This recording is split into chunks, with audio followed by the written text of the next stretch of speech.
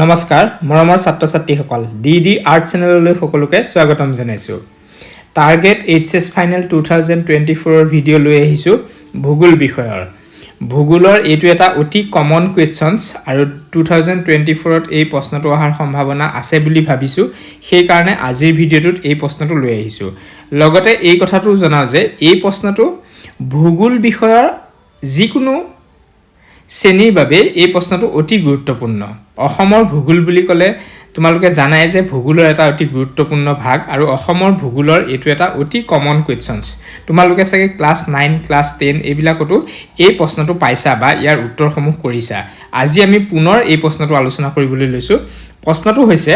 অসমৰ ভূপ্ৰাকৃতিক ভাগ কেইটা আৰু কি কি যিকোনো এটা ভাগৰ বৰ্ণনা কৰা বিভিন্ন ধৰণে প্ৰশ্নটো আহিব পাৰে ভূপ্ৰাকৃতিক ভাগ কেইটা আৰু কি কি এই বুলিও অকল প্ৰশ্নটো আহিব পাৰে কোনোবা এটা ভাগ দি দিব পাৰে সেই ভাগৰ বৰ্ণনা লিখিব দিব পাৰে গতিকে প্ৰশ্নটো আমি আলোচনা কৰো উত্তৰটো এনে ধৰণে লিখিছো অসমৰ ভূপ্ৰাকৃতিক ভাগ প্ৰধানকৈ দুটা সেই কেইটা হ'ল পাৰ্বত্য অঞ্চল আৰু উপত্যকা অঞ্চল এতিয়া এই পাৰ্বত্য অঞ্চলক আকৌ দুটা ভাগত ভাগ কৰা গৈছে উপত্যকা অঞ্চলক পুনৰ দুটা ভাগত ভাগ কৰা গৈছে যদি চোৱা যায় তেনেহলে সৰ্বমুঠ অসমৰ ভূপ্ৰাকৃতিক ভাগ হৈছে 4টা যদি কোনোবা ছাত্ৰ-ছাত্ৰীয়ে লিখে যে অসমৰ ভূপ্ৰাকৃতিক ভাগ 4টা তেতিয়া এই কেইটা যদি গোটেই কেইটা লিখি দিয়ে তেতিয়াও শুদ্ধই হ'ব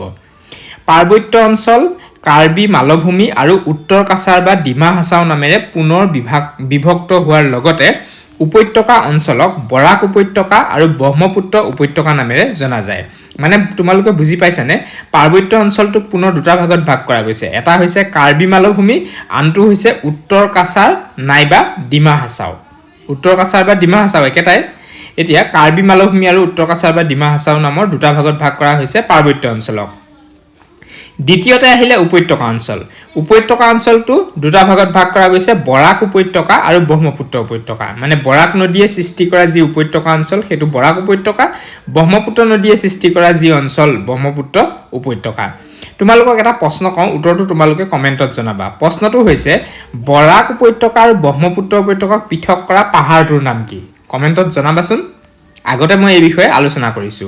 এতিয়া আমি প্ৰশ্নটোৰ দ্বিতীয় খণ্ডটো লৈ চাওঁ আহা যিকোনো এটা ভাগৰ বৰ্ণনা কৰা আমি বৰ্ণনা কৰিবলৈ লৈছো ব্ৰহ্মপুত্ৰ উপত্যকা এই ভাগটোৰ বিষয়ে